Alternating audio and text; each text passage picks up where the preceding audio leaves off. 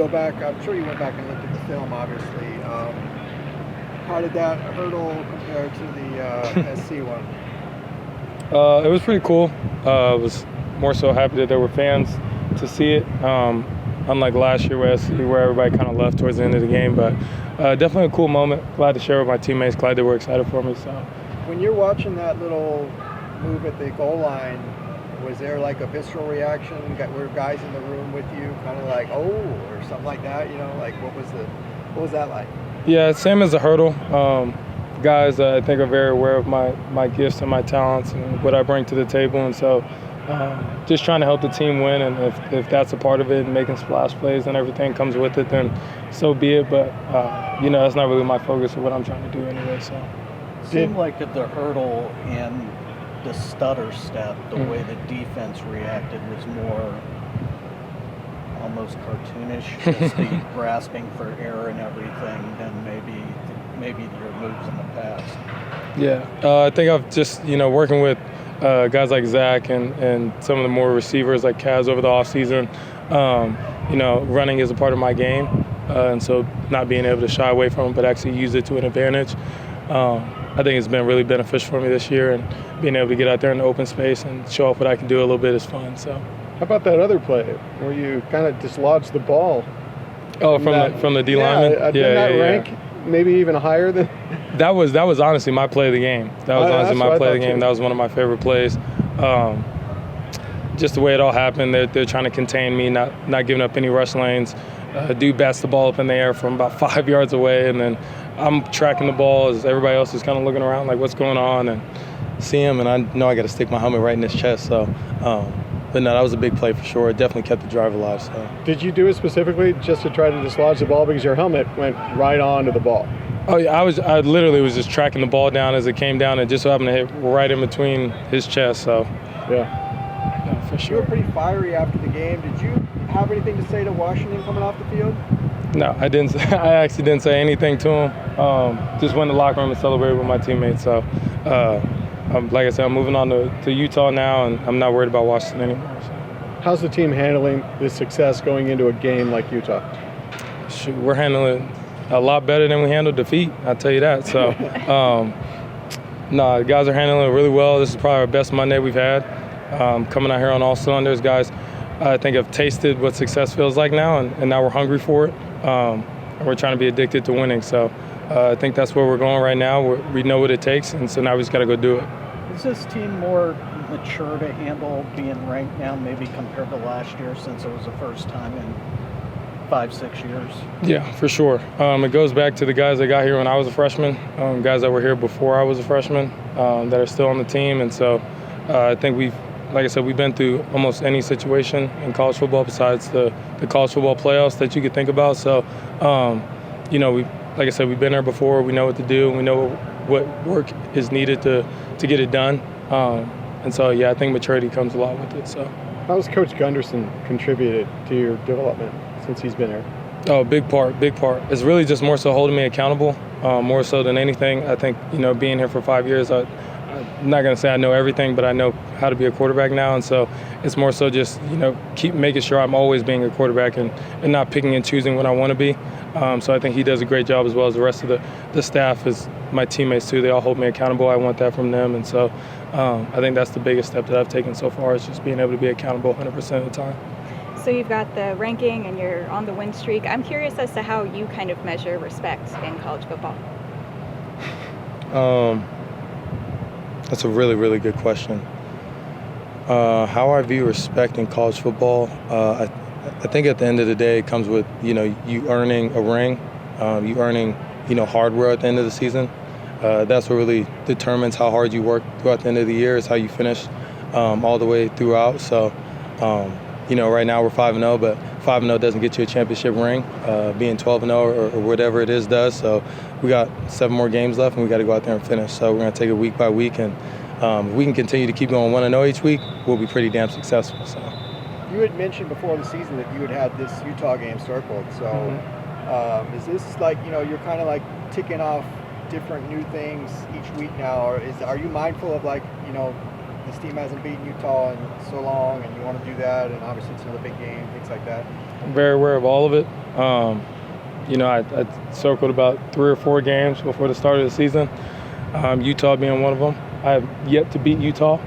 The only thing I remember is 2019 when we came in their place and kicked my butt around a few times. So that's the last memory I have. That's the last taste I have in my mouth.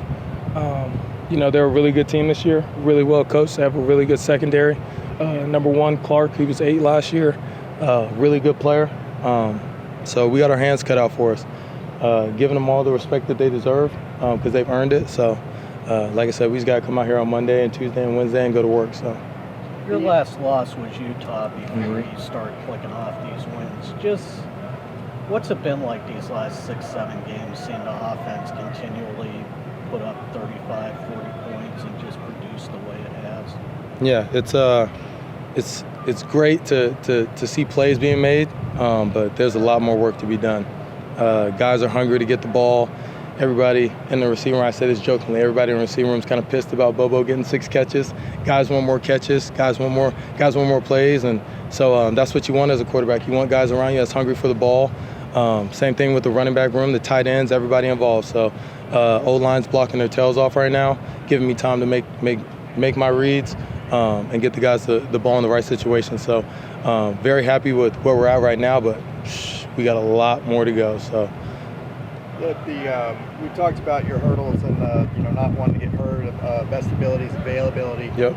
So how do you kind of make that calculus in your mind when you're deciding whether to do it or not? Because obviously you don't want to get hurt, but then you've shown ability to make those plays as well. So how do you kind of strike that balance?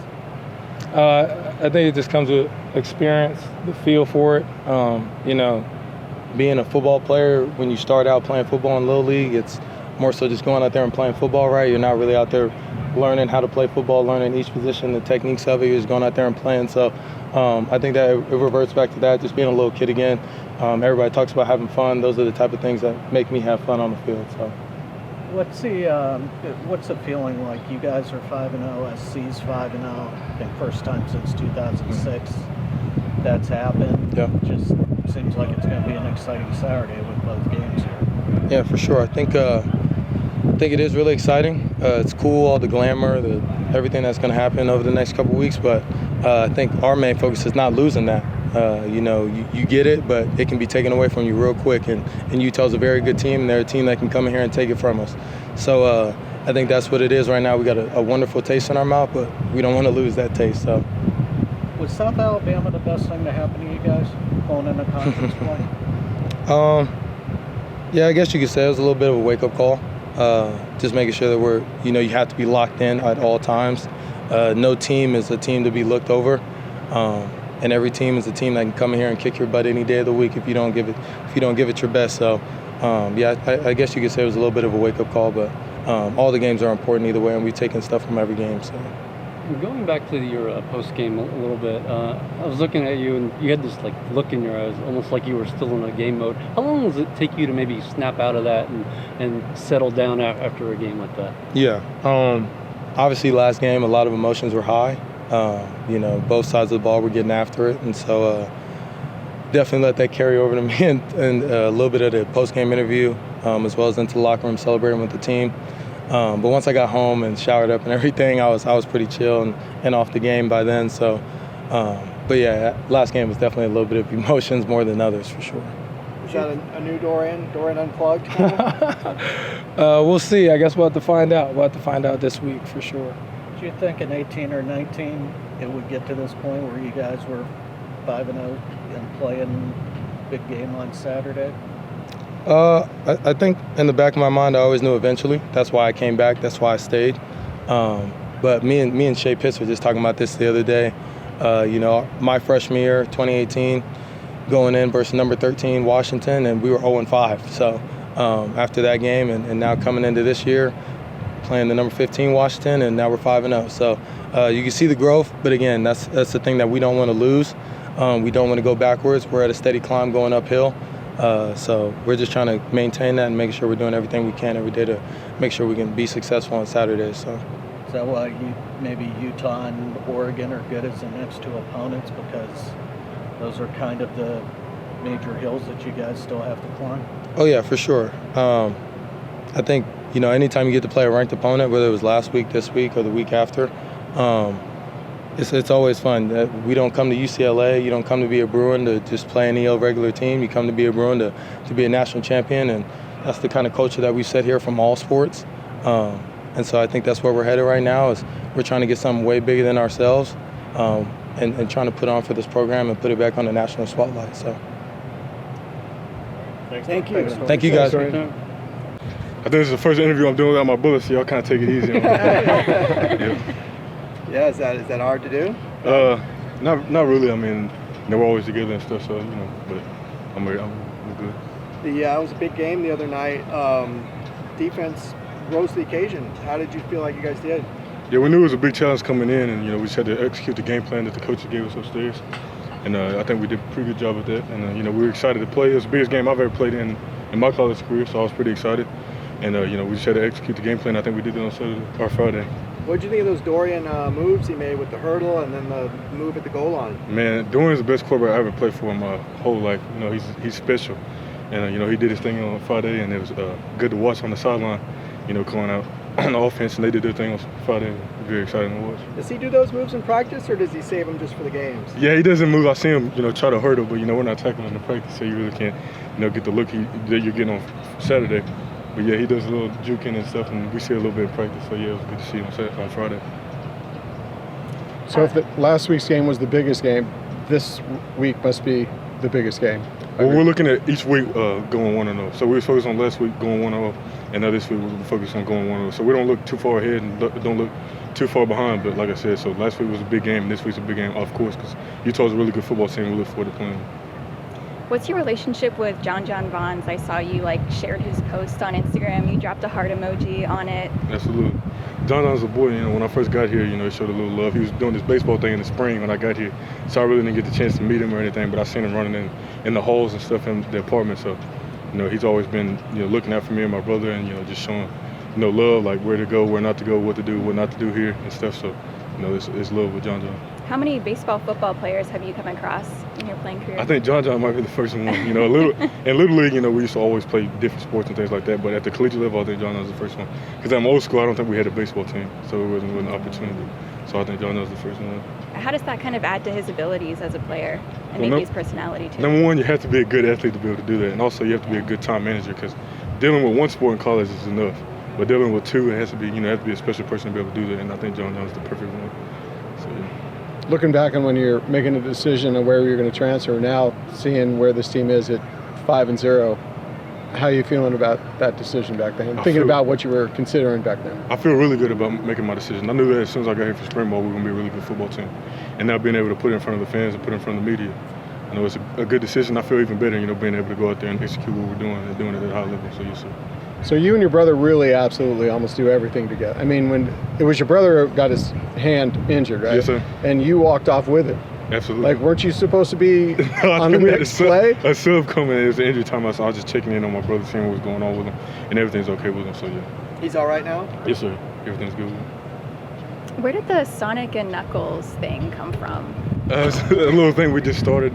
Me and my brother, we used to have like Mickey Mouse and then Goofy and then just whatever, somebody like a Incredibles, Mission Incredible, like things like that. So Sonic and Knuckles, we watched a new Sonic movie that came out, and there's like a big poster down there in Westwood, and it was like, oh, that'd be a nice thing. One of them do Sonic, one of them do Knuckles, because they're kind of similar characters, but one of them's like evil and one of them's good. So I guess it just kind of stuck with me. My brother was like, oh, I'm gonna do Knuckles, you do Sonic, and that's how it came out.